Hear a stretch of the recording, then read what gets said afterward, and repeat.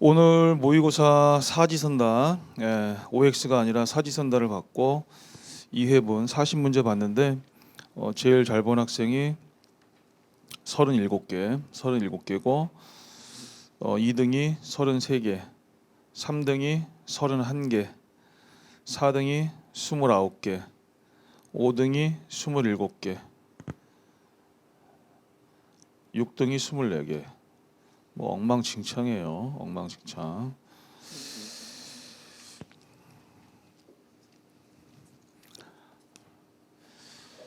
자, 이따가 쉬는 시간에 성적표는 나눠주기로 하고 22분이 모자라면 안 돼요. 예. 영어하고 국어하고 시간 늘린 이유가 문제 푸는 시간이 더 필요하기 때문에 5분씩 늘린 거죠. 그죠? 근데 5분씩 늘리기 전부터 시간이 부족한 경우가 많았어요. 물론 영어 국어 실력이 좋은 사람이야 개인적인 강점을 갖고 있지만 그렇지 않다 그러면 대부분 영어하고 국어에서 시간을 거의 절반 이상 가까이 써야 되는데 절반 내지는 절반 이상 써야 되는데 거의 시간을 갖다가 나머지 암기 과목 세 과목에서 시간을 아껴야 되는데 일반적으로는 가장 시간을 아껴야 되는 게 사회복지학이에요. 5과목 중에서 물론 보호직은 형사정책도 쉽겠죠. 형사정책도 쉽겠지만 그것도 열심히 한 사람들만 쉽겠지. 그리고 보통 이제 행정법이 사회복지학보다 시간을 덜 쓸 가능성은 없어요.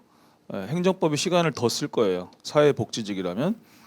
그다음에 한국사도 잘하는 사람들이면 이제 상관없는데 그렇지 않으면은 보통은 우리 합격한 학생들 기준으로 보면은 거의 대다수가 사회복지학이 가장 시간이 짧고 그다음에 한국사, 그다음에 행정법, 국어, 영어 이 순서예요. 가장 일반적인 순서가 이 순서하고 다른 사람들은 영어를 아주 잘하거나 국어를 아주 잘해서 어마어마하게 읽는 속도가 빠르다. 근데 그 정도의 학생들은 거의 없어요. 대부분 영어가 가장 길고 시간이 그다음에 국어, 그다음에 행정법, 그다음에 한국사, 그다음에 사회복지, 그다음에 보호직은 형사정책이 더 빠를지 사회복지학이 더 빠를지 잘 모르겠어요. 왜? 작년부터 시작했기 때문에 이제 2년 차라서 그건 잘 알 수가 없어. 알 수가. 그래서 22분이면은 20문제 곱하기 2, 40문제인데 걔네들을 보통 한 7분에서 8분 정도는 풀어야 돼요. 답이 보이면 습관적으로 1, 2, 3, 4를 읽으려는 습관을 가지면 안 돼요. 습관적으로 1, 2, 3, 4를 다 읽으려는 습관을 가지면 안 된다고. 객관식은 답이 보이는 순간 그 문제하고는 빨리 이별을 해야 돼. 알았죠? 지금 이제 문풀이 들어왔으니까 내가 이제 객관식에 좀 더 적응력을 높이기 위해서 문제 푸는 팁도 계속 알려줄 거예요. 그리고 답을 찾을 때 내가 100% 알고 답을 찾는 문제도 있지만 때로는 4개 중에 3개만 알아도 답을 찾는 게 있고 운 좋으면은 4개 중에 2개나 심지어 정말 땡 잡은 경우에는 4개 중에 하나 알았는데 기가 막히게 그게 답일 때도 있어요. 이게 객관식이에요. 그리고 심지어는 4개를 아무것도 모르는데 통계학적으로 찍어서 답을 찾는 경우도 있고 우리 합격수기 보면서 그런 거 많이 봤죠? 어쌤이 찍으라는 방식대로 찍었더니 8개 중에 7개 맞았어요. 6개 중에 6개 다 맞았어요. 이런 거 봤죠? 그게 통계학적으로 찍는 거예요. 통계학적으로. 이게 객관식이라고. 그 객관식은 그래서 반드시 공부한 것보다 더 점수가 높게 나오는 게 상식이야. 상식. 주관식은 불가능해요. 주관식은 내가 모르면 그냥 끝입니다. 생각이 안 나면 끝이에요. 끝. 하지만 객관식은 몰라도 답을 맞출 확률은 늘 25%가 있어요. 사지선다니까. 알았어요? 그래서 일단 공부한 거는 당연히 자신이 공부한 거를 믿고 가야 되고 그다음에 공부가 부족한 것도 최대한 공부한 것만 일단 해결해 놓고 나머지를 이제 통계학적으로 어떻게 찍을 건가 이런 것들도 연습을 해야 돼요. 그리고 답은 왜 얘가 돼야 되는가? 답은 왜 얘가 돼야 되지? 중요한 건 답만 찾으면 되는 거거든. 객관식이라는 건 문제 풀 때 학문하고 앉아 있으면 시간만 가요. 시간만. 그래서 이거를 갖다가 여러분들이 시험 볼 때 외워서 적용할 줄 알아야 됩니다. 외워서 적용할 줄 알아야 돼요. 자, 일단 그런 것들을 연습하면서 가도록 하겠습니다.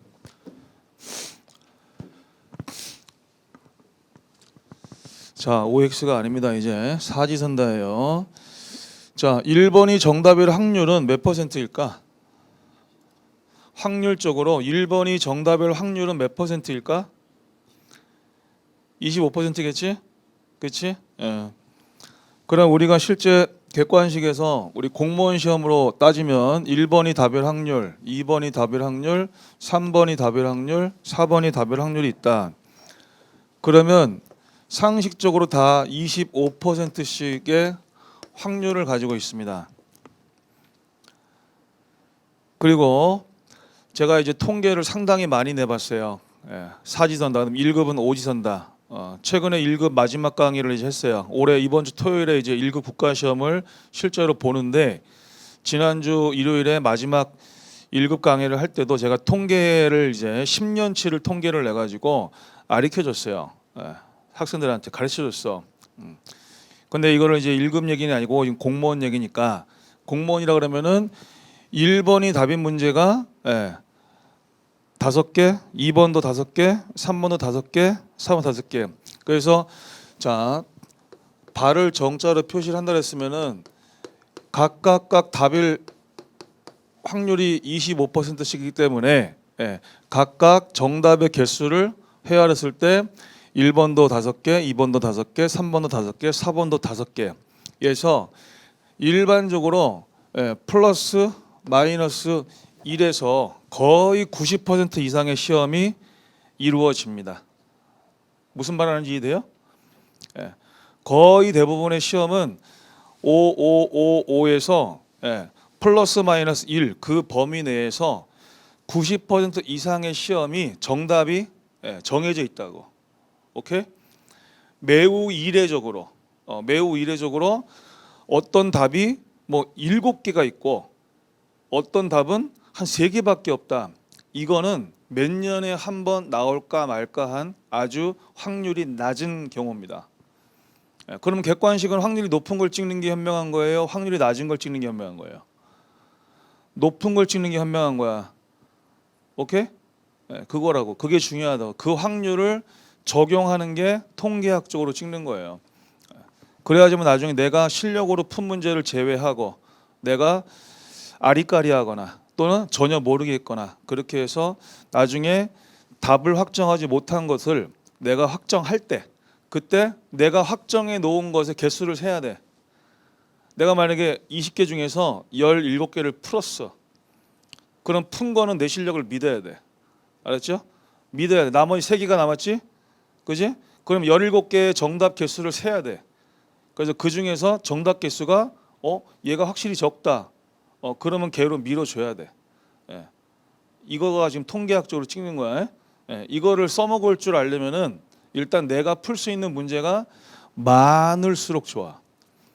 내가 풀 수 있는 문제가 많을수록 이 통계는 더 가치가 있어요. 더.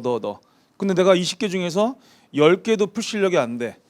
5과목 중에 자기 실력으로 10개도 풀지 못하는 과목이 있는 수험생들이 엄청 많아.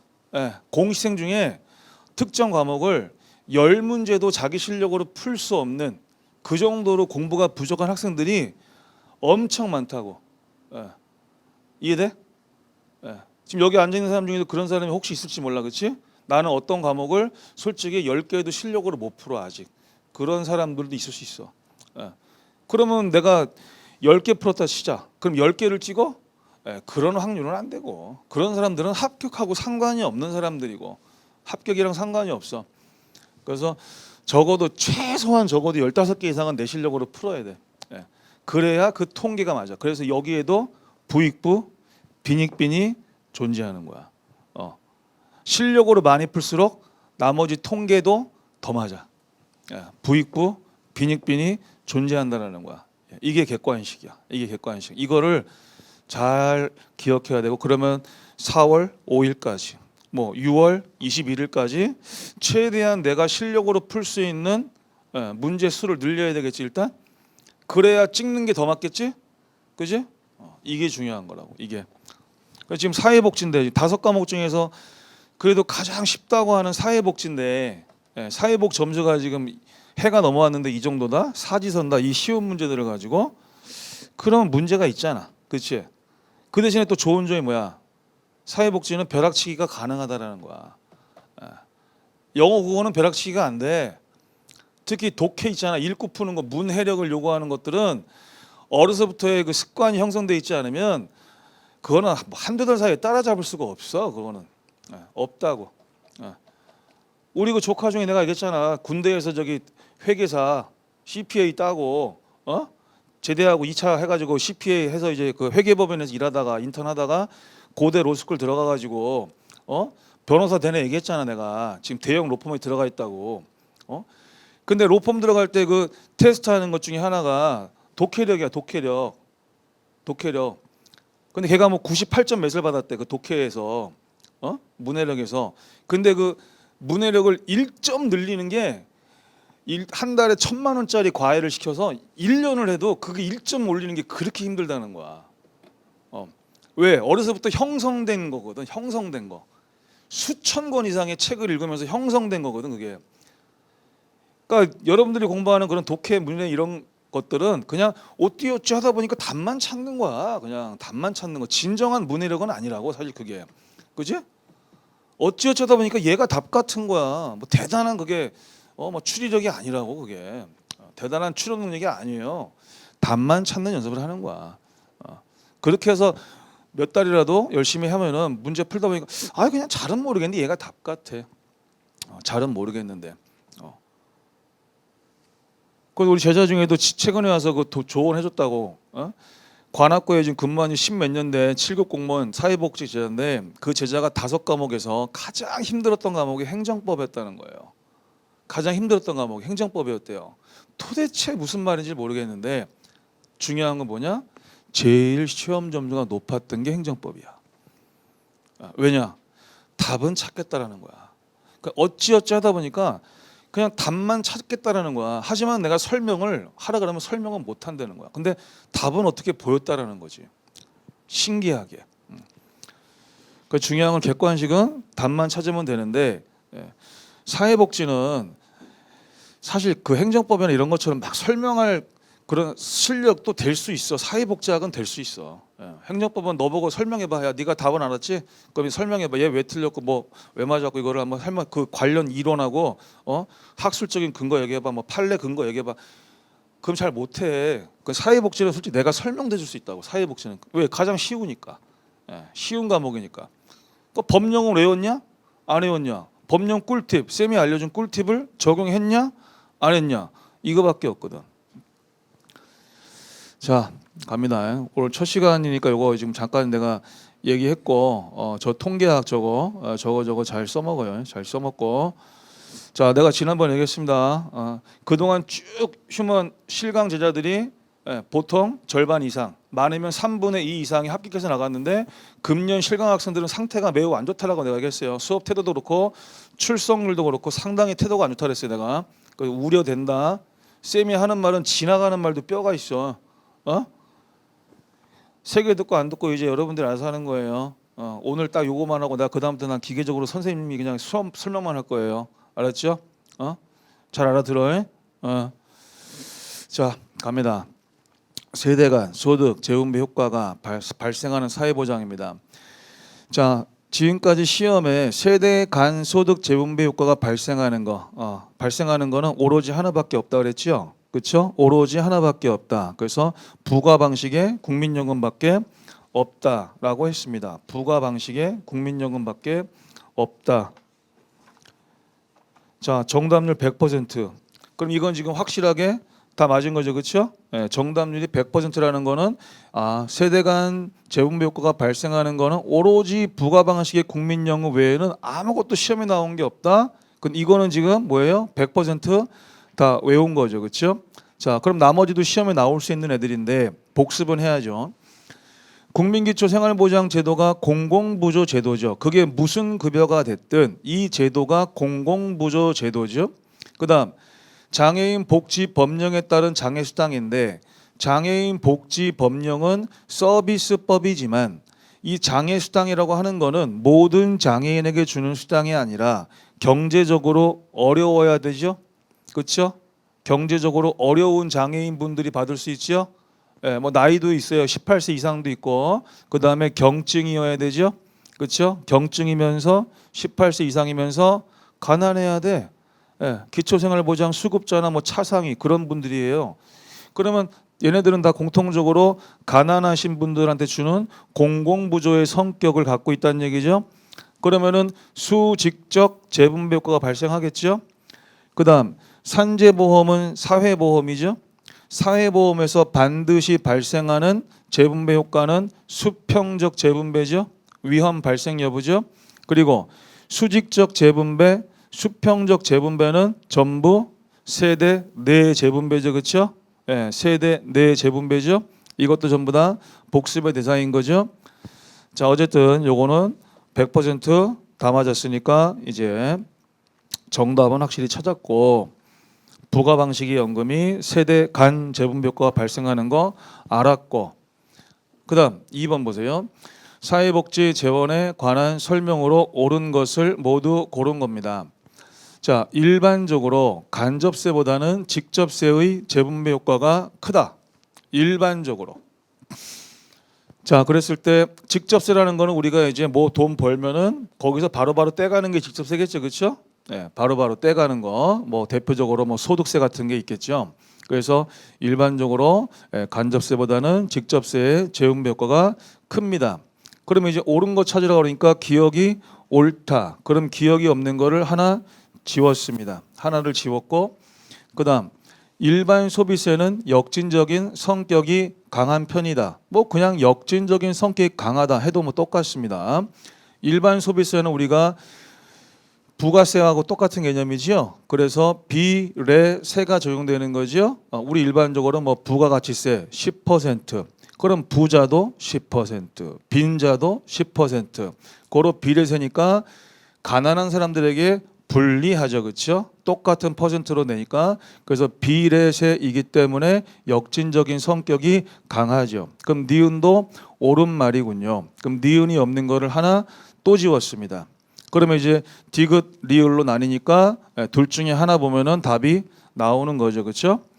자, 부의 소득세 개념을 현실에 적용하면 재분배 효과는 작아진다 그랬는데 부의 소득세라는 거는 소득은 있지만 소득이 너무 낮아갖고 이제 세금을 안 내게 해주는 거잖아, 그렇지? 근데 세금을 그냥 안 내게 해주는 거에 그치지 않고 이 사람들이 너무 저소득자니까 나라 세금으로, 그렇죠? 나라에서 거둔 세금으로 이 사람들에게 일정률을 계산해 가지고 오히려 정부 돈을 주는 거죠. 정부 돈이 빠져나가니까 마이너스 소득세죠. 부의 소득세죠. 그럼 이것도 뭐야? 이것도 공공부조야, 그렇죠? 공공부조. 그러면 공공부조를 현실에 적용하면은 재분배 효과가 커져요, 작아져요? 당연히 커지겠죠, 그렇죠? 공공부조가 재분배 효과가 가장 큰 거잖아요. 공공부조가. 그러면 디귿이 틀렸네. 그럼 디귿이 있는 거를 아웃시키면 되겠네, 그렇죠? 그러면 답은 2번이 되는 거죠. 2번. 이 문제는 정답률이 60%밖에 안 돼요, 지금. 그러면 지금 나머지 40%가 틀렸다는 얘기 아닙니까? 그럼 이 개념을 지금 몰랐다는 얘기죠, 그렇죠?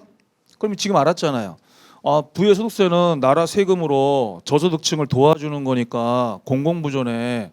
공공부조면 재분배 효과가 커지는 거지. 이 얘기죠. 고로 틀렸지. 이 얘기죠. 그다음 리을. 사용자 부담은 서비스의 남용을 방지하는 효과가 있다. 자, 기본적으로 사용자 부담은 내 돈 내는 겁니다. 그렇죠? 내 돈을 내는 게 사용자 부담이죠. 사용자 부담, 이용료, 수익자 부담 다 똑같은 말이죠. 내 돈 내는 거예요. 내 돈 내는 거. 그러니까 서비스의 남용이라는 거는 막 사는 거잖아, 그렇지? 지나치게 많이 사는 거죠, 그렇죠? 근데 내 돈을 내니까 아이고야 아까우면은 안 쓰겠죠, 그렇죠? 그렇기 때문에 서비스의 남용을 방지하는 효과가 있죠. 자, 그렇게 해서 하나, 둘, 세 개가 맞는 말이겠죠? 그럼 이걸 틀린 사람은 다른 거 찍어서 틀렸을 거 아니에요? 그걸 왜 틀렸는지를 지금 이 설명을 통해서 아 맞다 그거였는데 내가 잘못 생각했구나 했겠죠. 그럼 이제 다음에 또 나오면 안 틀리면 되는 거예요. 다음에 3번. 3번 문제는 독해 문제죠. 독해 문제 정답률이 70%. 자, 얄롬은 중요한 사람이 아닌데 집단의 치료적 요인으로 집단이 갖는 장점 중 다음 내용이 설명하고 있는 개념이랍니다. 자, 그러면 요 네 개 중에서 이거를 읽고서 뭘 말하는 걸까? 뭘 말하는 걸까? 이거죠.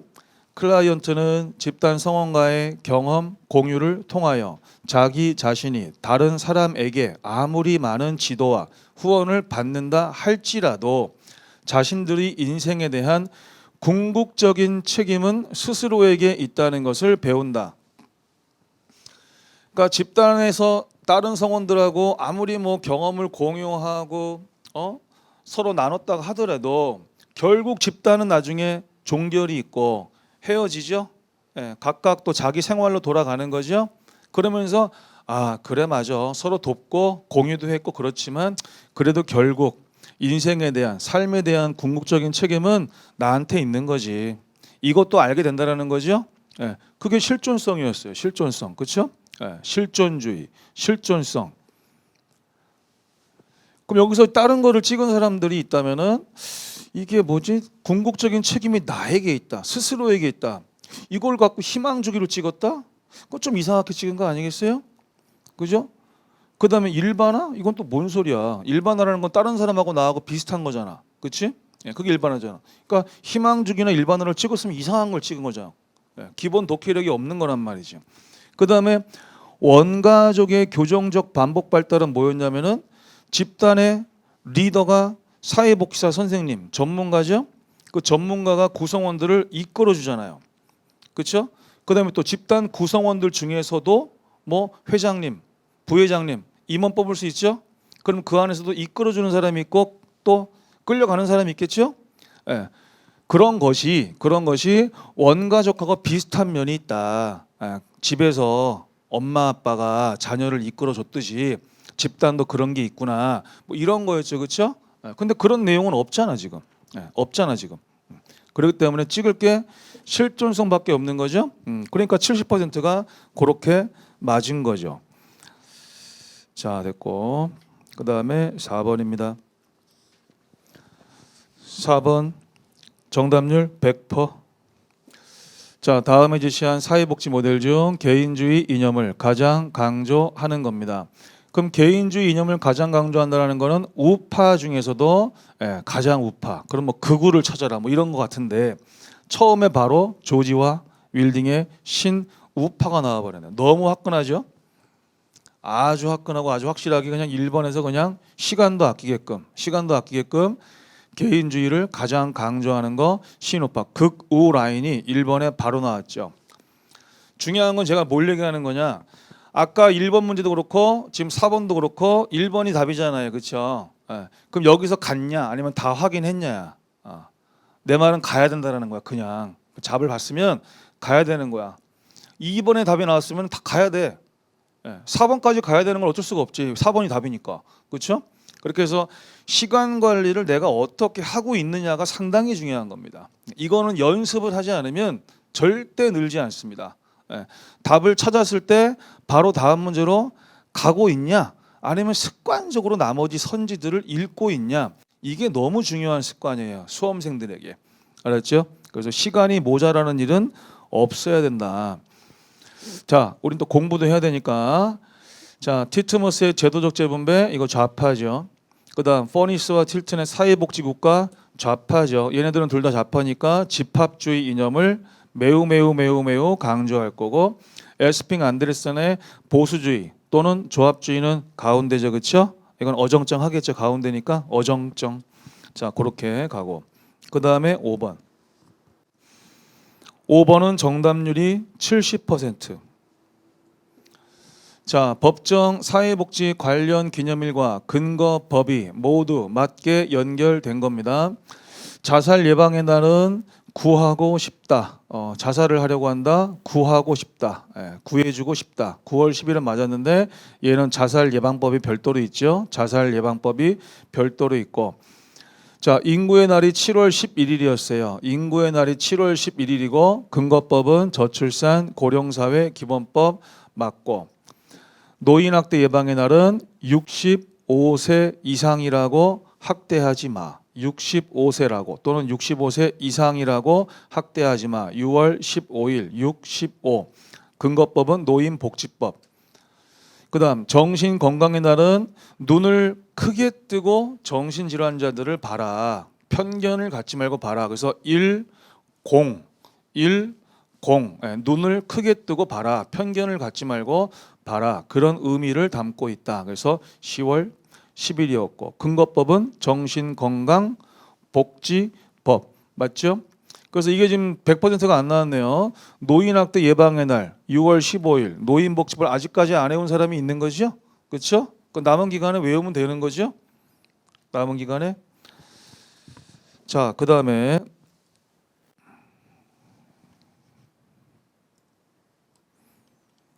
6번 갑니다. 자, 다음은 사회복지 실천 기술에 관한 설명으로 옳은 걸 찾으랍니다. 이것도 정답률이 70%군요. 자, 먼저 가계도가 떴는데 내용을 보니까 개인 및 가족이 환경과 어떻게 교류하는지를 파악하는 데 유용한 도구다. 자, 가계도하고 생태도 구별하는 거 많이 했습니다. 일단 기본적으로 가계도는 그 안에 있는 내에서의 관계를 표현할 수 있다. 하지만 여기 지금 환경이 나왔잖아요. 그래서 개인이 환경과 가족이 환경과 어떻게 교류하는지. 그럼 이건 지금 뭐예요? 바깥으로 나간 거죠. 그렇죠? 개인을 기준으로 해도 밖으로 나간 거고 가족을 기준으로 해도 밖으로 나간 거죠. 그렇죠? 밖으로 나가는 순간 뭐라 그랬어요? 생태도라 그랬죠. 그렇죠? 밖으로 나가는 순간 생태도를 말하는 거다라고 했고, 그다음 문제가 되는 행동에 대해 치료를 먼저 시행한 후 그랬어요. 치료를 먼저 시행한다는 거는 개입이 먼저 시작된 거죠. 그럼 거기다가 알파벳 쓰라 그랬잖아요. 그냥 B. B가 개입 단계니까 그냥 B라고 쓰면 끝나는 거였고, 잠시 중단. 치료를 잠시 중단했다. 그러면 기초선으로 간 거죠. 그럼 A라고 쓰면 되잖아요. 그다음 다시 치료를 시행. 그러면 또 B라고 쓰면 되잖아요. 그렇죠? 그러면 B, A, B가 되는 거죠. 그렇게 해서 이것도 틀렸네. 다음, 자신의 성 정체감을 숨겨왔던 동성애자가 집단 모임에 참여하면서 자신과 비슷한 갈등을 경험한 사람들을 만나 위안을 얻게 된 치료적 효과라 그랬죠. 그러면 동성애자였거든요. 근데 자신과 비슷한 갈등을 경험한 사람들을 만나서 위안을 얻게 했다 그랬죠. 나만 그런 줄 알았더니 나하고 비슷한 사람들이 있었구나 이거죠. 그러니까 왠지 홀로 같지 않고 뭔가 좀 동질감을 느꼈겠군요. 그렇죠? 그게 바로 일반화. 아까 앞에서도 일반화가 있었죠. 일반화 또는 뭐 보편주의, 보편성 이게 되겠죠. 희망이 고치라는 건 뭘 하니까 뭔가 와 이제 할 수 있다, 뭔가 살 수 있을 것 같다, 될 수 있을 것 같다, 잘 될 것 같다 이런 게 희망의 고치겠죠, 그렇죠? 이런 게 포인트는 뭡니까? 자신과 비슷한 갈등은 경험한 사람들을 만나서 위안을 얻게 됐다. 나랑 비슷한 사람들을 만났다. 나만 혼자 동성애자가 아니었던 거야. 이런 얘기죠. 4번입니다. 가족체계의 순환적 인과성은 가족의 변화를 위하여 문제가 유지되는 상호작용 과정을 이해해야 하는 것을 의미한다. 자, 우리가 뭐 순환적 인과성이라는 표현 또는 상호 인과성이라는 표현 다 똑같은 말이죠. 전부 다 똑같은 말.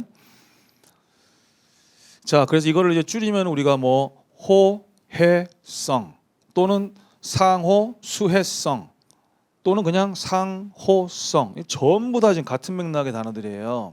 전부 다 순환적 인과성, 상호 인과성, 상호성, 호혜성, 상호 수혜성 서로 전부 다 연결되어 있고 영향을 주고받고 한다 이런 얘기죠. 네, 체계 이론. 기본적으로 4번이 옳은 말이었어요. 자, 이런 것들이 지금 정답률이 다 높게 나와야 돼. 문제 자체가 어렵질 않습니다, 지금. 그다음에 7번. 자, 7번이 그나마 좀 정답률이 낮네요. 40%. 40%. 봅시다. 문제가 어려운가? 아직 내가 공부가 부족한가 봅시다. 최근 5년간 보직, 사회복지직, 공무원 시험에서 출제된 내용을 분석하는 자료 수집 방법의 일반적 특성에 관한 기술로 옳은 거다. 그럼 최근 5년간의 뭐 시험 출제 내용을 분석한다 해서 여기서 내용 분석을 묻는 거겠구나. 눈치를 채야지 일단. 내용 분석. 내용 분석을 하는 거구나. 질문. 내용 분석법은 직접적 자료 수집 방법입니까? 간접적 자료 수집 방법입니까? 간접적 자료 수집 방법이죠. 그렇죠? 이미 만들어져 있는 어떠한 자료, 어떠한 문헌, 어떠한 기록물, 어떠한 메시지를 분석하는 거죠. 그렇죠? 그랬을 때 이 내용 자체는 질적인 겁니까? 양적인 겁니까? 여러분들이 보고 있는 종이의 글씨들, 책의 글씨들, 그림들, 걔네들은 뭐예요? 그 자체는 다 질적인 거죠. 그렇죠? 그 자체는 전부 다 질적인 거죠. 예. 그랬을 때 이러한 것을 분석한다고 할 때 이 분석은 질적인 거를 양적으로도 분석하고 질적으로도 분석하고 전부 다 가능한 거죠. 전부 다 가능한 거죠. 주로 이제 질적인 내용을 양적으로 분석을 하도 많이 하니까 뭐 계량적이니 뭐 집합적이니 뭐 통계적이니 이런 얘기를 하는 거지만 그 내용 자체도 분석을 얼마든지 할 수 있죠. 그렇죠? 그 내용이 뭘 의미하는가 이런 것도 알 수 있죠. 그거를 봤을 때 겉으로 드러난 거, 현재적인 거, 겉으로 드러나 있는 것도 물론 분석하지만 그 안에 있는 숨은 의미, 그 말이 의미하는 게 뭐야? 그 그림이 의미하는 게 뭐야? 그렇죠? 숨은 의미가 뭐야? 이런 것도 다 분석할 수 있다고 그랬죠? 자, 그랬어요. 그러면서 간접적 자료 수집 방법이니까 이거는 이미 만들어져 있는 2차 자료를 분석하는 거죠. 2차 자료를 분석한다는 거는 연구자가 연구 대상인 그 내용에 관여할 수 있어요, 없어요? 관여할 수 있어, 없어? 관여를 못 하잖아. 그렇지? 그렇기 때문에 간접적인 자료 수집 방법들은 전부 다 비관여적 자료 수집이다. 이렇게 얘기하는 거죠. 이거죠. 지금 이론 수업 하고 있는 거야. 지금 니들 실력이 너무 안 되니까 이론 수업 하잖아 지금. 연구 대상자를 어떻게 할 수는 없지. 내가 지금 시험지에 있는 글씨들을 보고 있는데 내가 걔를 어떻게 할 건데, 그렇죠? 그냥 읽어야지 뭐, 그렇지? 걔를 어떻게 걔한테 영향을 줄 수 있어? 야야야 답 좀 가르쳐 주라. 그럼 얘가 나한테 답을 가르쳐 줍니까? 안 되죠. 비관여적인 자료 수집방 관여를 할 수가 없어 얘한테 내가, 그렇지? 그럼 얘가 나한테 반응을 보여 안 보여? 안 보이지, 그렇죠? 반응 효과가 발생할 수 없죠, 그렇죠? 발생할 수 없다 그런 겁니다. 그럼 먼저 주로 양적인 내용을 질적 자료로 전환한다? 말도 안 되죠, 그렇죠? 주로 질적인 내용을 양적인 자료로 전환합니다. 하지만 주로 그런 것이고 어디까지나 질적인 내용을 질적으로도 분석할 수도 있다. 내가 하고 싶으면 하는 거야. 연구자가 하고 싶으면 하는 거라고. 됐죠? 이건 일단 틀렸고. 자, 시간과 비용을 절약할 수가 있죠. 왜? 직접적 자료 수집이 아니고 간접적 자료 수집이니까 당연히 시간과 비용을 아끼는 거죠. 그 다음에 오류가 발생할 경우에 재분석을 할 수 없다. 말도 안 되지. 재분석 내가 하면 되지 왜? 그렇죠? 다시 하면 되잖아. 다시. 그래서 시간과 비용도 아낄 수 있고 만약에 실수를 했다. 그러면 다시 분석해보면 되는 것이 뭐. 그렇죠? 문제 풀었는데 내가 틀렸어. 그러면 또 다음에 다시 풀어보면 되는 것이 뭐. 그렇죠? 그럼 이것도 이제 틀렸고. 그다음 연구자가 분석 대상에 영향을 미치지 않는다. 그렇죠? 정확하네. 정확해. 연구자가 분석 대상에 영향을 절대 미칠 수가 없죠. 예, 그렇기 때문에 분석 대상은 연구자에게 반응도 하지 않습니다. 반응 효과가 발생하지 않는다. 이게 답이지, 그치? 그래서 비관여적인 자료 수집 방법이니까 그렇다. 그래서 3번. 자, 그 다음에 직접적인 자료 말도 안 되지. 간접적인 자료 수집 방법이죠. 정확한 자료를 모두 확보할 수 있습니까? 자료 뭐 땡기는 대로 다 막 확보할 수 있어요, 자료를? 이것도 한계가 있겠죠? 한계. 그치? 한계가 있다. 또 내가 수집한 자료가 100% 진실이라고 어떻게 믿어요? 알 수 없죠? 그렇죠? 그래서 실제적 타당도를 확보하는 것이 쉽지 않다라고 했습니다. 자, 이게 그나마 좀 정답률 40%로 낮았으니까 틀리신 분들 잘 이해하시고, 알겠죠? 지금까지 뭐 공부 안 했으니까 남은 기간 사회복지는 충분해요. 아이도 차고도 넘쳐. 사회복지학은 얼마든지 실력을 확 올릴 수가 있어요. 그 대신에 노력은 해야지. 그동안 안 했으니까. 그 다음 8번 국민연금법이고 이것도 정답률이 40%군요. 자, 법제 봅시다. 국민연금의 가입자는 사업장 가입자, 지역 가입자, 의제 가입자, 임의계속 가입자인데 뭐가 틀렸어요? 여러이 틀렸죠, 그렇죠? 사지, 임이었죠. 사업장, 지역, 임의 계속 요거였죠. 아직까지 요거 뭐 사지, 임 요것도 안 외웠으면 말도 안 되죠. 그다음 2번 국민연금에 가입되지 않은 사업장에 종사하는 18세 미만 근로자는 사업장 가입자가 되는 걸로 본다. 이것도 말이 안 되죠, 그렇죠? 18세 미만은 원래 가입 대상도 아니잖아요, 그렇죠? 원래. 근데 심지어 뭐라 그랬어? 국민연금에 가입되지 않은 사업장이래. 그럼 더더더 말이 안 되지, 그렇죠? 그래서 이거를 맞게 하려면은 국민연금에 가입된 사업장에 종사하는 이렇게 바꿔야 됩니다, 그렇죠? 그래서 국민연금에 가입된 사업장에 종사하는 18세 미만 근로자는 비록 나이가 18세 미만이지만 그럼에도 불구하고 얘가 취업한 사업장이 국민연금에 가입된 사업장이다 보니까 사업장 가입자가 되는 걸로 봐주는 겁니다. 알았죠? 다만 얘가 그럴 수는 있어요. 제가 이거 수업할 때 그랬어요. 그냥 간단하게 이해하자.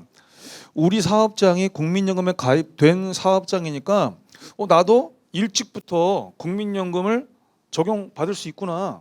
좋지. 근데 얘가 만약에 저는 아직 너 나이가 어리잖아요. 아직은 18세 미만이니까 18세 될 때까지 좀 빼주세요. 그러면 빼주겠어, 안 빼주겠어? 빼주지. 이런 게 상식이지, 그렇지? 이런 게 상식이었어요. 자, 됐고. 그다음 사업장 가입자나 지역 가입자 외의자로서 18세 이상 60세 미만인 자는 국민연금공단에 가입을 신청하면 뭐가 될 수 있을까요? 요게 임의 가입자죠, 그렇죠? 그러니까 여기서 놓쳤을 때 이거 의제 가입자 아니야, 임의 가입자야. 임의 가입자가 여기 빠졌어. 이것도 알 수 있죠. 제가 일부러 이렇게 배치를 해드린 거야. 임의 계속은 우리가 개념을 공부했잖아요. 임의 계속이 뭐였죠? 64가 돼버렸어. 60세가 돼버렸어. 그러면 이제 여기 60세 미만까지잖아. 이거 외워야죠. 18세 이상 60세 미만인 자가 이제 국민연금 가입 대상이잖아요, 그렇죠? 근데 60세가 돼버리면은 더 이상 가입할 수 없지. 하지만 내가 공단에다가 65세가 되기 전까지 신청을 하는 거야. 저 보험료 더 내고 싶어요. 나중에 더 혜택 받고 싶어요. 노후 생활 좀 더 빵빵하게 더 하고 싶어요. 그럼 65세가 되기 전까지만 신청하면 될 수 있는 게 임의 계속 가입이었죠? 그렇죠? 이거는 개념을 확실하게 외우라 그랬죠, 내가. 외웠잖아. 그러니까 여기서 사업장 가입자도 아니고 지역 가입자도 아니야. 근데 내가 가입을 하고 싶어.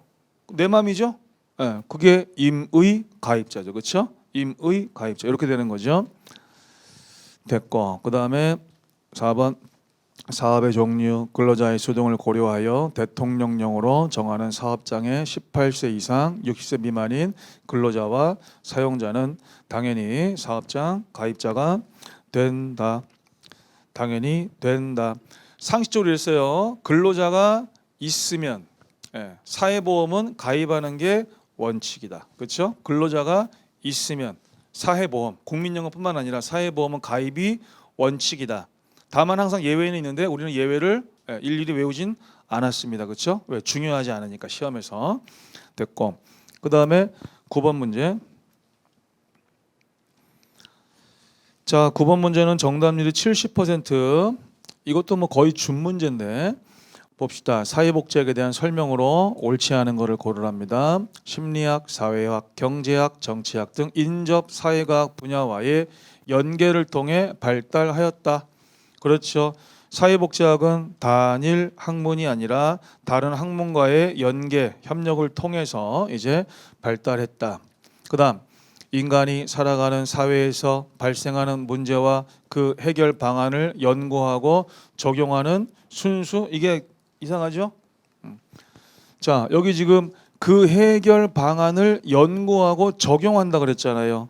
적용하니까 뭐야? 응용 학문이지, 그렇죠? 써먹겠다라는 거죠. 그냥 지식만 알겠다. 여기서 그치지 않고 우리가 안 지식을 문제를 해결하는데 써먹겠다. 써먹겠다. 그래서 응용 학문이고 실천 학문이죠. 그렇죠? 응용 학문이고 실천 학문이었어요. 그래서 순수 학문으로서의 어떤 성격은 아주 조금밖에 없다. 그래서 일반적으로 우리가 사회과학은 응용과학이고 실천과학이다. 사회복지는 더더더 그렇다라고 했죠. 이거 틀렸으면 지금 심각한 거예요. 지금 다음 사회복지를 저소득층, 장애인, 노인 등 특수계층의 욕구를 충족시키기 위한 정책, 급여, 프로그램 및 서비스라고 한 카드신의 정의는 한정적 개념이다. 학자가 중요한 게 아니라 여기 지금 저소득층, 장애인, 노인 등 특수계층이 나왔으니까 모든 국민이 아니죠. 그렇죠? 모든 국민이면은 광의적이잖아요. 광의적. 근데 여기는 지금 특수계층이라고 했으니까 다분히 한정적이고 다르게 표현하면은 협의적이죠. 그렇죠? 그거 지금 말하는 거고. 다음 광의의 사회복지는 인간이 만들어낸 사회제도의 하나로서 다른 사회제도와 구별될 수 있는 특유의 사회적 기능을 갖는다. 그렇죠. 다른 사회제도랑 이제 구별이 된다라는 거는 실선을 의미하는 거죠. 그렇죠. 실선을 의미한다. 뭐 정치, 경제, 가족제도, 뭐 종교제도 얘네들과 구별될 수 있는 특유의 사회적 기능이 뭐겠어요? 상부상조겠지, 그렇지? 그럼 이 광의하고 제도적 개념하고 같은 거죠, 그렇죠? 광의의 사회복지랑 윌렌스키와 르보의 제도적 개념의 사회복지랑 사실상 같은 거죠, 그렇죠? 같은 거. 그럼 항상 실선이구나, 실선이야, 요거였죠. 자, 10번 갑니다. 10번. 10번은 정답률이 60%입니다. 60%. 자, 신자유주의도 상당히 쉬운 파트입니다. 신자유주의. 일단 우리 글로벌라이제이션, 세계화, 지구화 있고 그다음에 지방화 있고 둘 다 강조하는 거 맞죠? 다만 이제 지방화, 분권화를 강조하는데 다만 이제 사회복지에 대한 재정 지출은 통제하죠. 그렇죠? 통제하죠. 중앙의 역할을 줄이려면은 지금 다른 부문의 역할을 늘려야 되잖아요. 그래서 이 신자유주의 안에는 복지다원주의가 포함되어 있는 거죠. 그렇죠? 그랬을 때 지방화 분권화를 하긴 해야 되는데 그렇다고 막 사회복지의 재정 지출을 늘리라는 뜻은 아니었습니다.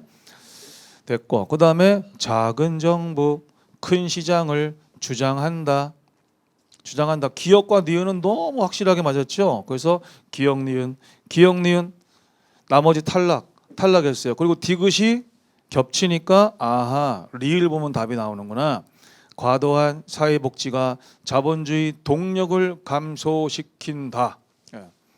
자본주의 동력을 감소시킨다. 그래서 기본적으로 신자유주의는 극우. 아까 우리 신우파 있었잖아요. 맞죠? 반집합주의, 뭐 자유방임주의. 그래서 사회복지를 매우 싫어하는 그 이유가 뭐예요? 과도한 사회복지가 자본주의 동력 감소시키잖아. 자유시장 경제 경제를 이제 가로막고 있잖아. 고로 나는 복지국가 반댈세 이거였죠. 그럼 리을도 맞으니까 답이 이렇게 나오는 거죠. 디귿 안 보고서도. 자, 디귿도 확인을 해야죠. 복습해야 되니까. 복지 정책을 노동력과 경제 성장의 저해 요소로 간주한다. 아, 복지 정책 싫어. 복지 국가 싫어. 그 다 같은 맥락이죠, 지금. 전부 다 같은 맥락. 자, 그다음 11번입니다. 11번은 정답률이 90%. 자, 면접 기술이에요. 클라이언트가 말한 내용들 간 또는 말한 내용과 실제 행동 간에 존재하는 모순을 지적해주는 기술. 뭐예요? 직면이겠죠, 그렇죠? 또는 뭐 이렇게 표현 모순이나 불일치로 설명하기도 하고 또는 변화에 방해가 되는 것을 사회복사가 알아서 말해주는 거 이런 것도 직면이었죠. 자, 그다음 클라이언트의 산만한 사고와 감정을 정리하여 중심을 잡아준다. 중심 이퀄 초점. 그렇죠? 대화의 중심 이퀄 초점. 아하, 대화의 중심을 잡아주는 거 초점화, 초점 제공, 초점화, 초점 제공. 클라이언트가 사고가 산만하거나 감정이 산만하니까 자꾸 대화의 중심에서 벗어나네. 벗어나니까 다시 중심으로 돌아오게 해줘야 되겠죠. 그게 초점하였고, 그다음 클라이언트의 모호한 표현을 사회복사가 잘 이해하고 있는지 알 수 있도록 도와주는 기술이다. 이건 뭐예요? 명료화겠죠, 그렇죠? 명료화가 또 여기 있네. 그럼 얘도 틀렸겠네. 가볼까요? 클라이언트가 자신의 문제를 잘 이해할 수 있도록 사회복사의 직관력에 근거하여 설명한다. 뭐 사회복사의 직관력에 근거한다. 사회복사의 지식이나 이론에 근거하여, 뭐 사회복사의 경험에 근거하여, 사회복사의 통찰력에 근거하여, 뭐 다 좋아. 다 좋습니다. 그렇게 설명해 주는 게 뭐죠? 해석이죠, 그렇죠? 요게 해석이고, 그렇죠? 요게 직면이고, 이게 명료하니까 아, 이 안에서 서로 바꿨다, 그렇죠?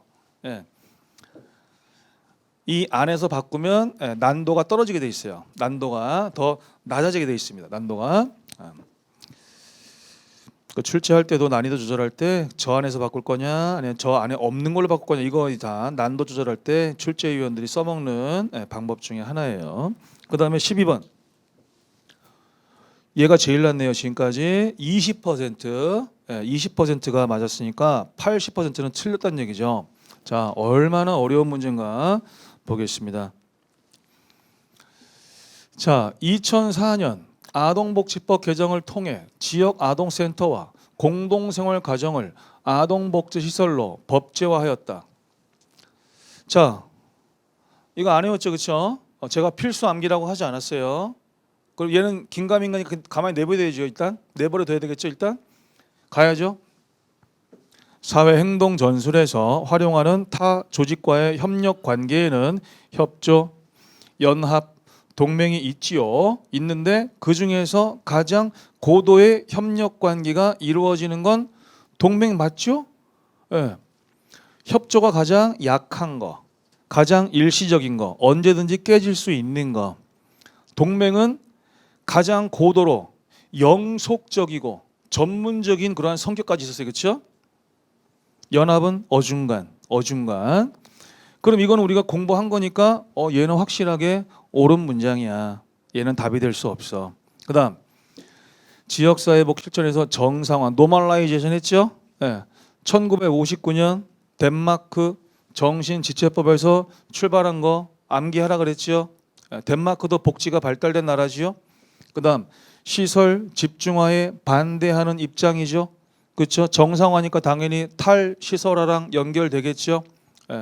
이것도 확실하게 제가 외우라고 한 내용이죠. 그럼 얘도 답이 될 수 없다. 다음 사회복지 사업법에 따른 시군구 지역사회 무슨 계획입니까?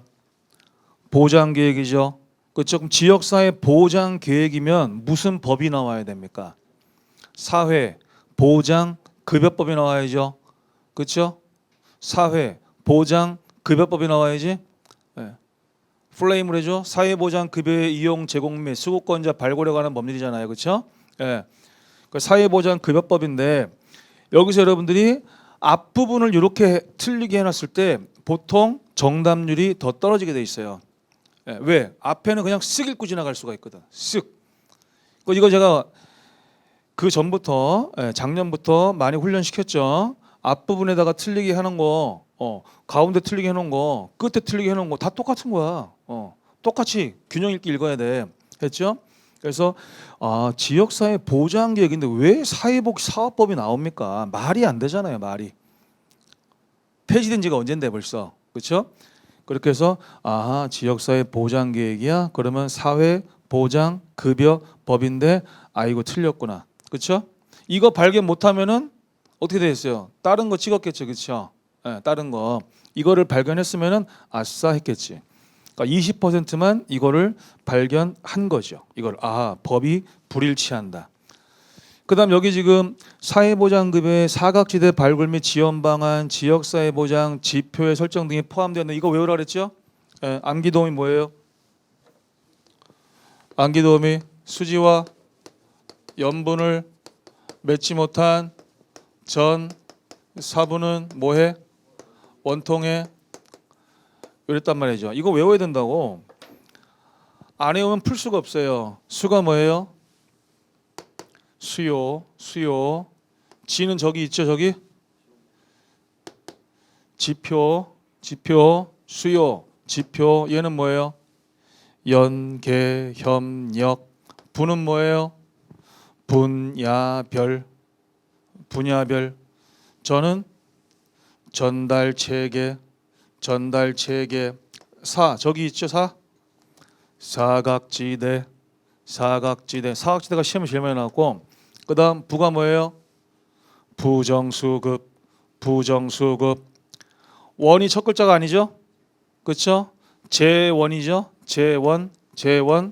통은 뭐예요? 통계.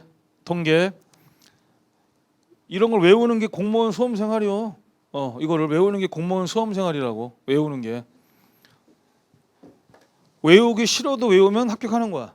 외우기 싫어도 외우면 합격하는 거라고. 공무원 시험은. 1급도 마찬가지고.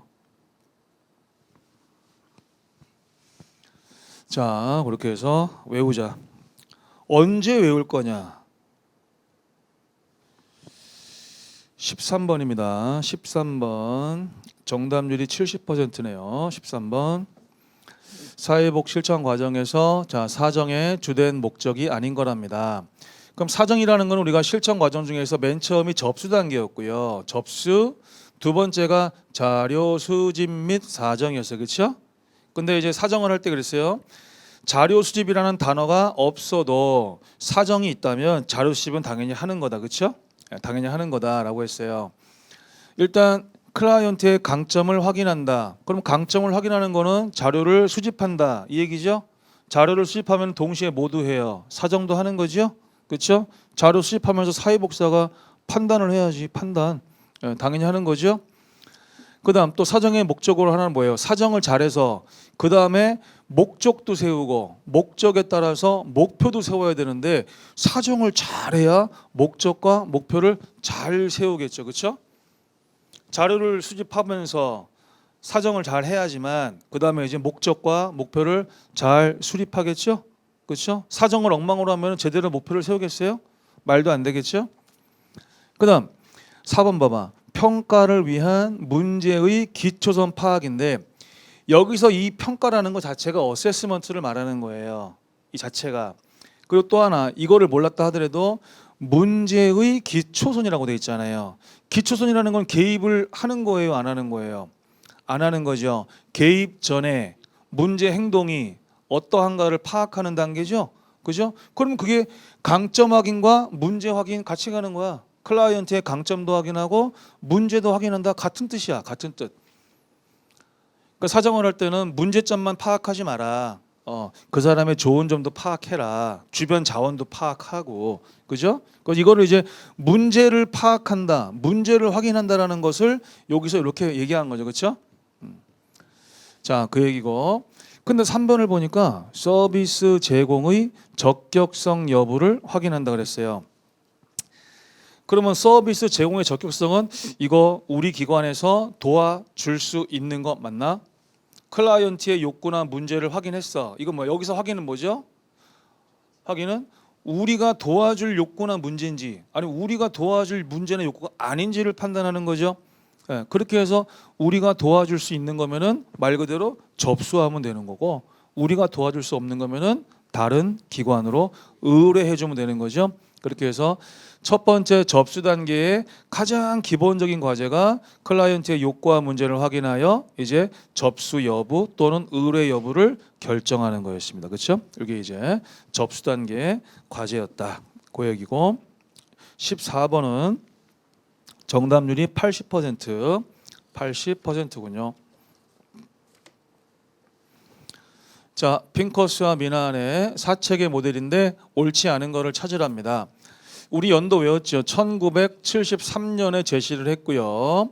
사회복지 실천에 체계 이론을 응용한 사체계 모델을 제시했다. 그래서 핑커스와 미난이 매우 중요한 이유가 뭐냐면 바로 사회복지 실천에 체계의 개념을 도입했다 또는 체계 이론을 도입했다. 이게 너무 중요하다라고 했고요.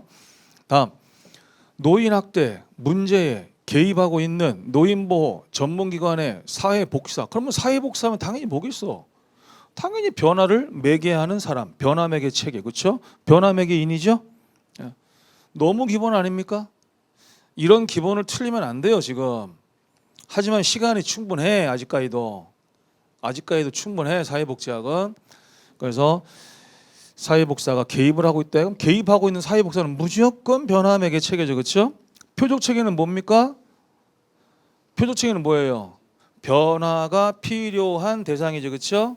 목표를 달성하기 위해서 변화돼야 할 사람, 문제가 있으니 변화가 되어야 할 사람, 그게 이제 표적 체계였고요.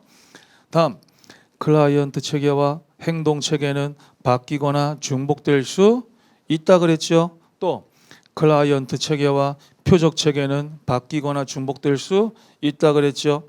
또 표적 체계와 행동 체계는 바뀌거나 중복될 수 있다 그랬죠. 오케이. 다음 클라이언트의 문제가 개인의 병리적 현상이라기보다는 체계 간의 긴장과 갈등에 의한 체계적 속성임을 강조한다. 그렇죠. 그래서 체계로 시작해서 체계로 끝난다. 그래서 체계적인 속성임을 강조한다. 이런 얘기였고요.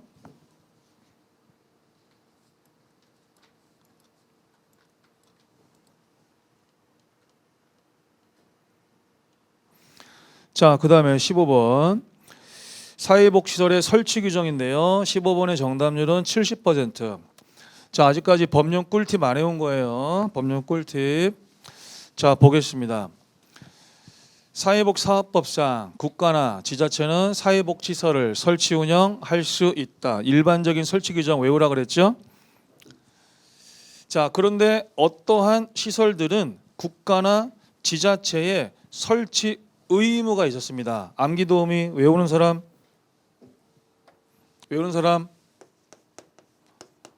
유권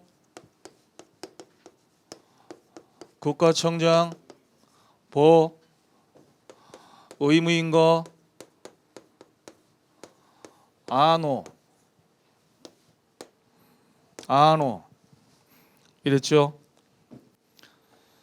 자, 일반적인 시설 설치 규정에 있어서 국가나 지자체는 땡땡 복지시설을 설치 운영할 수 있단데 예외가 존재하고 있다. 자, 영유아 보육법에 육아종합지원센터라는 게 있다. 그 다음에 또 이제 법은 뺄게요. 건강가정지원센터라는 게 있고 국공립 어린이집이라는 게 있죠. 국공립 어린이집. 그 다음 가정위탁지원센터가 있죠. 청소년 관련 시설이 있고요.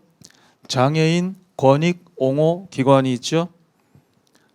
그 다음 아동권리 보장원이 있죠. 아동보호 전문 기관이 있죠. 노인보호 전문 기관이 있죠. 아보전, 노보전 일단 이 중에서 자 노인보호 전문기관은 노인 학대 문제와 연결되겠죠. 아동보호 전문기관은 아동 학대 문제와 연결되겠죠. 장애인 권익 옹호기관은 장애인 학대 문제와 연결되겠죠. 그럼 이 세 개는 뭔가 다 학대를 다루고 있지, 그렇죠? 구체적인 뭐 역할은 차이가 있지만 지금 그거 필요 없고. 그럼 왠지 얘네들은 다 뭔가 국가나 지자체에 설치 의무가 있네 이런 걸 알겠죠, 그렇죠? 그다음 또 하나 아동복지법에 가정위탁지원센터가 있죠.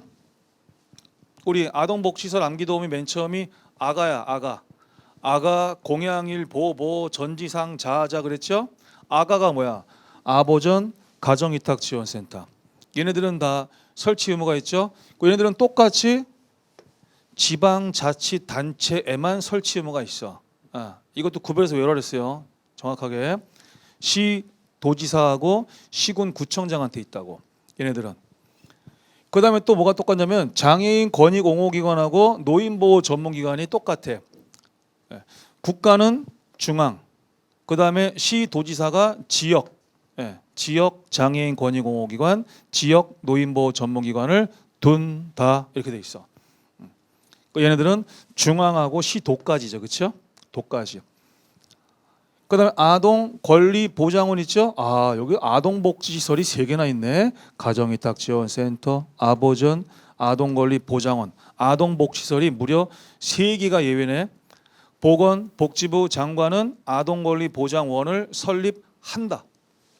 얘는 시설인데 설립한다 이렇게 돼 있어. 겁나 큰 시설이거든. 그래서 중앙 가정위탁 지원센터가 보장원으로 갔고 중앙 아보전도 보장원으로 갔거든. 그러니까 얘네들은 중앙이 없어. 그렇죠? 이렇게 외웠습니다. 외우지 않으면 방법이 없어요. 이런 것들은. 그다음에 또 하나 외워달라 했어요. 국공립 어린이집. 국공립 어린이집. 왜냐하면 육아종합지원센터나 건강가정지원센터는 너무 출제 가능성이 낮아갖고 적어도 좀 나머지라도 좀 외워주면 안 되겠니? 조금이라도 내가 줄여줄 테니까 이랬습니다. 자, 그래서 유권, 국가정장, 보호, 의무인 거 아노. 그러면 얘네들이 아니면 무조건 무슨 시설이든 무슨 복지시설이든 그냥 국가나 지자체가 나오면은 할 수 있다야, 할 수 있다. 이게 법령 꿀팁이라고. 이게 법령 꿀팁. 됐죠? 그럼 봐봐, 이거를 적용하는 거예요. 노인복지법상 국가 또는 지자체는 노인 주거 복지시설을 설치할 수 있다. 그럼 여기 지금 노인 주거 복지시설 있어요? 없죠. 그럼 얘는 일반적인 설치 규정하고 똑같은 거죠. 똑같은 거 그 얘기고. 또 장애인 복지법상 국가와 지자체는 장애인 복지시설을 설치할 수 있다. 여기에 장은 뭐야? 장애인 권익 옹호기관이죠. 그냥 장애인 복지시설이 아니잖아요. 그렇죠? 그럼 얘도 일반적인 설치 규정하고 같은 거지. 예외로 안 외웠으면. 이런 게 법령 꿀팁의 사용법이라고. 근데 영유아 보육법상 국가나 지자체는 국공립 어린이집을 설치 운영하여야 한다. 이게 떠올라야지. 그렇지? 외웠잖아. 국공립 여기 있으니까 얘는 예외죠. 그렇죠? 국공립 어린이집을 설치 운영하여야 한다. 이렇게 써먹는 거예요. 법령 꿀팁을.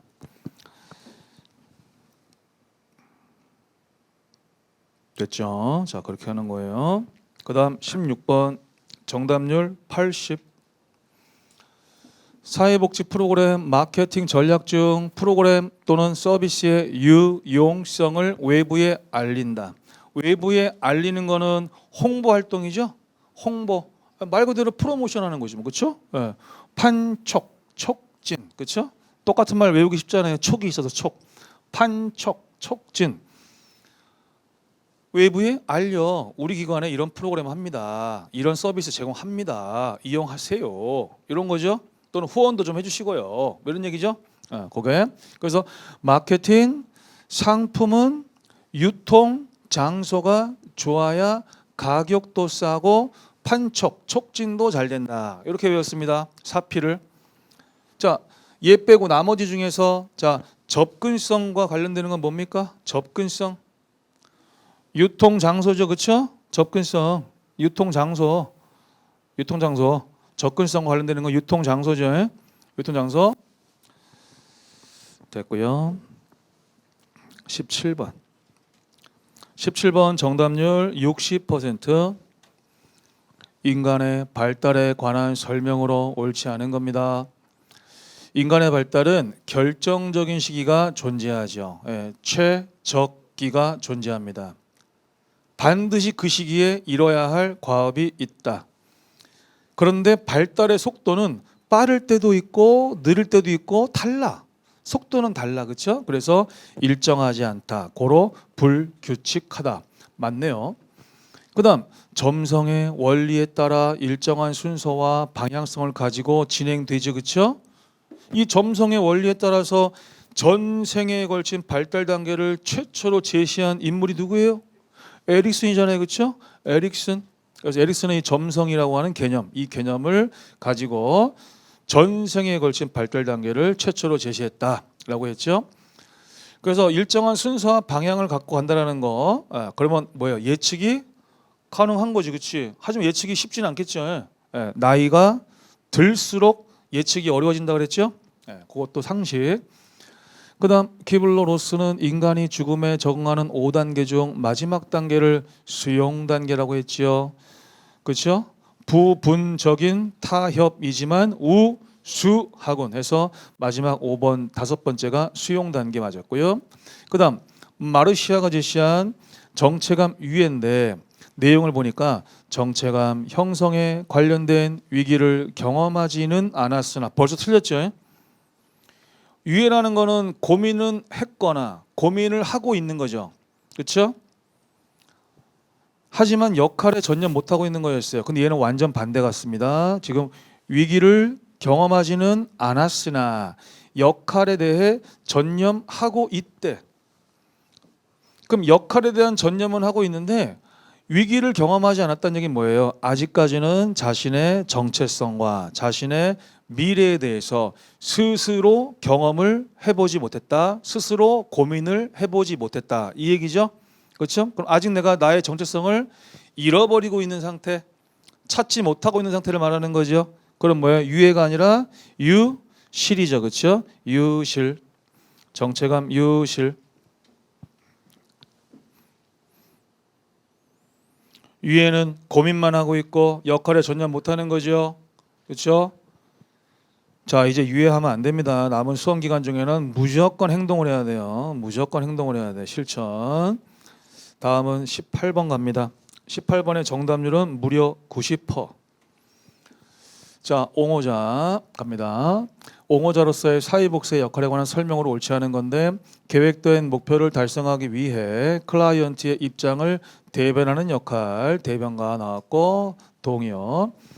그 다음 3번 먼저 볼게요. 사회복사는 클라이언트를 위해 말하고 주장하며 싸우고 방어하는 활동. 이 자체가 그냥 옹호를 말하고 있는 거죠. 대신 주장하고 대신 싸우고 대신 방어하고 그렇죠? 같이 가는 거죠. 그 다음 임금이 체불된 외국인 근로자의 권리를 회복하기 위한 사회복사의 활동을 예로 들 수 있다. 이건 제가 수업 시간에도 여러 번 했었죠. 임금이 체불됐다. 얼마나 억울하겠어. 야, 근데 여기 지금 클라이언트와 그 갈등 상대 간 이해를 절충, 타협, 공동의 이해 영역을 도출. 뭔가 되게 뭔가 이렇게 좀 중립적인 느낌이 들지 않아요? 그렇죠? 중립적인 느낌이 드니까 이제 대부분 이걸 답으로 한 거죠. 그렇게 해서 미디에이터로서 중재자, 조정자가 되겠죠. 미디에이터로서 중재자, 조정자 요게 되는 거죠. 사회복사가 옹호해줘야 되는 클라이언트의 어떤 권리 이런 거는 법적으로 보장되는 것만 하는 거예요. 그렇죠? 법적으로 당연히 보장받아야 되는데 지금 억울하게 못 받고 있는 경우 그런 경우에 옹호해 주는 거죠. 이거는 건 상식. 상식. 자, 그다음에 19번은 정답률이 30%. 30%. 자, 사회보장 기본법 너무너무 중요한 법입니다. 비용 부담에 관한 규정이랍니다. 1번. 사회보장 비용의 부담은 각각의 사회보장 제도의 목적에 따라 국가, 지자체, 민간 부문 간에 합리적으로 조정되어야 한다. 이런 것들이 전형적으로 좋은 말, 옳은 말. 옳은 말, 좋은 말이죠. 그래서 기본적으로 비용을 부담해. 그랬을 때 서로 간에 합리적으로 조정되어야 해. 그냥 좋은 말 옳은 말이죠. 설마 이거를 뭐 비합리적으로 조정되기 말이 되겠어요? 알았죠? 이런 걸 읽었을 때 그런 느낌이 오냐 안 오냐야. 예. 근데 긴장을 많이 하면은 문제를 풀 때 나도 모르게 그러한 상식이 적용이 안 되다 보면은 그냥 진짜 엄한 거를 그냥 아무런 근거도 없이 답을 찍게 돼 있다고. 알았죠? 그래서 연습을 하는 거예요. 그래서 연습을 계속 하는 거예요. 그런 실수만 안 해도 우리 100문제 중에서 5문제 이상은 맞고 들어간다. 5문제 이상은 맞고 들어간다라는 거야. 지난주 토요일 날 우리 그 1급 수강생들이 최종 모의고사를 봤어요. 200문제를 봤는데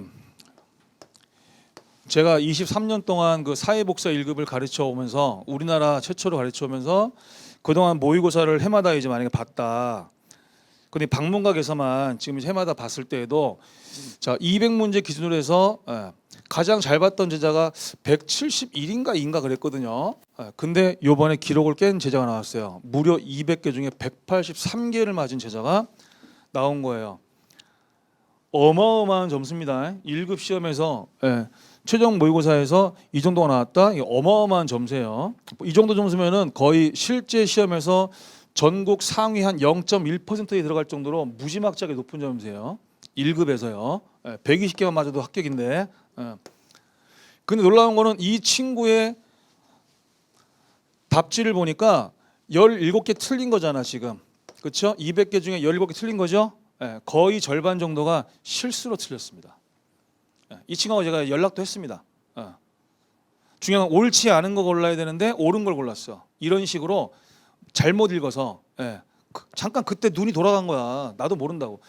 이렇게 높은 점수인데도 틀린 거의 절반 정도가 실수로 틀렸습니다. 진짜 몰라서 틀린 게 아니더라고.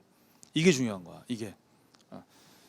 그러니까 나 이제 마지막 얘기했죠. 공시에서는 실수만 안 해도 100개 중에 5개는 맞는 거다. 근데 우리는 200개니까 10개 이상이다. 10개 이상. 실수만 하지 말아라. 문제 똑바로 정확히 읽어라. 그러려면 시험 시간에 컨디션이 좋아야 된다. 집중력이 좋아야 된다. 이 얘기를 하는 거죠. 그렇죠? 그래서 그 실수를 간과하는 사람이 있고 내가 그렇게 실수해서 틀렸구나. 그럼 다음에 볼 때 지난번 실수를 오늘은 하지 말아야지. 이거를 의식적으로 노력하는 사람이 있는데 당연히 누가 발전하겠어? 의식적으로 노력하는 사람이 발전하지. 그렇죠? 시험 보는 순간에 내가 왜 그걸 이렇게 풀었지? 나한테 짜증나잖아. 그럼 다음엔 나한테 짜증나지 않게 하자. 이게 중요한 포인트야. 그렇죠? 그럼 다음 주 계속 늘겠지. 지식은 늘 거고 문제 푸는 요령도 늘 거고. 그렇죠? 답 찍는 뭔가 통계학적인 스킬도 늘 거고. 그렇지? 그러면 잘 보는 거야. 자, 갑니다. 좋은 말 옳은 말이에요. 좋은 말 옳은 말. 그다음 사회보험에 드는 비용은 사용자, 피용자 및 자영업자가 부담하는 걸 원칙으로 하지요. 그렇죠? 이 사람들이 내는 걸 우리는 보험료라 그래. 사회보험료. 그렇죠? 그래서 사회보험에 드는 비용은 사회보험료를 원칙으로 하되 이런 얘기죠. 관계법령에서 정하는 바에 따라 국가와 지자체가 그 비용의 일부를 부담할 수 있는데 없어야 될 애가 여기 들어와 있네. 누구를 빼야죠? 그렇죠. 지자체를 빼야죠. 자, 우리는 사회보장 제도의 운영 원칙을 알아요. 운영 원칙 중에 하나가 책임성 아닙니까? 형, 전, 연일, 효민이만 책임질게요. 책임성 있죠. 그 책임성은 내용도 외웠잖아요. 사회보험은 국가가 책임을 지고 시행하는 걸 원칙으로 하며 공공부조와 사회서비스는 국가와 지방자치단체가 책임을 지고 수행하는 것을 원칙으로 한다. 그러면 사회보험은 국가가 책임진다 그랬죠? 그럼 여기엔 국가만 나와야지. 국가만. 맞죠? 수업 때도 한 거죠. 여러 번 한 거예요. 한두 번도 아니야. 그럼 답은 여기서 확정. 여기서 확정된 사람은 시간도 낭비 안 했잖아요. 왜? 3, 4번 안 읽고 가니까. 3, 4번 안 읽고 가니까 시간도 낭비 안 했죠. 정확하게 답도 맞았죠. 근데 이 문제 틀린 사람은 4번까지 시간 썼죠. 틀렸죠. 이런 게 빈곤의 악순환이야. 이런 게 빈곤의 악순환이라고. 자, 3번. 공공부조 및 관계법령에서 정하는 일정 소득 수준 이하의 국민에 대한 사회 서비스. 가난하신 분들이고 여기도 일정 소득 수준 이하인 거 보니까 여기도 좀 가난하신 분들 같다. 그렇죠? 그런 분들에 대한 비용의 전부 또는 일부는 국가와 지자체가 부담합니다. 왜 국가와 지자체가 부담할까요? 공공부처와 사회 서비스는 국가와 지자체가 같이 책임진다 그랬거든. 맞죠? 다음, 부담 능력 있는 국민에 대한 사회 서비스에 드는 비용은 그 수익자가 부담함을 원칙으로 합니다. 왜? 능력이 있으니까. 네가 내야지. 네가 혜택 받을 거잖아. 네가 내야지. 다만 사회 서비스는 아까 국가와 지자체가 함께 책임지니까 이제 국가와 지자체가 그 비용의 일부를 부담할 수 있다. 이렇게 나온 거죠. 그렇죠? 여기는 국가와 지자체, 그다음에 여기는 국가만 나와야죠. 사회보험이니까 국가만 나와야죠. 그렇죠? 그거가 포인트였어요. 자, 20번 보고 쉬겠습니다. 자, 20번은 정답률이 70%, 정답률 70%. 지역사회복지 옳지 않은 것. 자, 기능적 의미의 지역사회라고 얘기했어요. 이것도 정답률 100이 나와야 됩니다. 근데 이어지는 게 뭡니까? 일정한 지리적 공간, 일정한 지리적 공간을 공유하며 상호작용한대. 다 같이 줬잖아. 뭐 어떡하라고 이거를. 그렇지? 그러면 당연히 지리적 의미라고 써 있어야지. 맞죠? 너무 쉬운 거 아니에요? 자, 오늘 시험 문제가 어렵다? 아니에요. 안 어려운 문제야 이거 지금. 너무 기본이 안 돼 있는 거지. 그래서 지리적 공간을 공유하는 지역사회면 당연히 지리적 의미의 지역사회죠. 기능은 뭡니까? 기능은 서로 뭔가 공통점, 사회적 문화적 동질성 또는 이해관계가 같아, 종교가 같아, 혈연이 같아, 민족이 같아, 인종이 같아, 취미가 같아, 목적이 같아. 이게 기능이잖아. 기능, 그렇죠? 이거 지리적 공간을 공유하며라고 딱 해줬는데 그것도 일정한까지, 그렇죠? 자, 이거 틀리면 안 돼. 그다음 너무 중요한 거죠. 공공과 민간의 협력이 강화되는 추세로 발전한다. 그렇죠? 이거는 사회복지 지역사회뿐만 아니라 사회복지 어디에 갖다 놔도 다 똑같습니다. 지금 우리 알았죠? 그래서 이거를 다르게 표현하면은 민관 협력이 강화되는 추세죠. 이것도 실수를 많이 한다고. 이 거하고 정말 거의 차이 없어 보이지만 완전 다른 거라고. 완전. 알았죠? 완전. 요거 하나가 있고 없고가 그렇게 중요한 거야. 시험 문제에서. 알았죠? 긴 지문에서 딱 한 글자 틀린 것들이 항상 시험에 나와요. 한 글자 틀린 게. 요거 하나 있냐 없냐가 얼마나 중요한 건데. 그렇지? 그래서 공공과 민간과 공공의 협력이 강화되는 추세, 민관 협력이 강화되는 추세로 발전해 왔고 계속 그렇게 갈 거고요. 그다음 5가지 사회 지역사회 기능이죠. 생산분배 소비 이런 걸 주로 하는 건 뭐 경제제도, 사회화는 가족제도, 사회통제는 정치제도, 사회통합은 종교제도, 상호부조 기능은 사회복지제도 이런 것도 연결이었죠. 그다음 사회복사업법의 규정에 따르면 지역사회복지인데 이것도 외울 필요가 없어요. 그냥 지역사회 차원에서 전개하는 복지, 지역사회 복지, 그지? 특히 법령상 정의는 대부분 그 단어들이 다 있는 경우가 많아. 그 정의 안에 그 글자들이 다 들어가 있는 게 법령엔 무지하게 많아. 그러면 그 보이는 거를 믿으면 돼. 믿어야 돼. 보이는 걸. 법령은 더더더 그래. 더더더. 알았죠? 다만 이거를 규정하고 있는 법이 뭐야? 사회복지사업법. 알았죠? 이거는 외워야지 따로. 자, 쉬었다가 다음 시간에 이 과목하고 순서표 나눠드릴게요. Swagger down the street with your red lips and funky beat. You better hold your head up to the sky. I'm gonna roll with you till the day I die.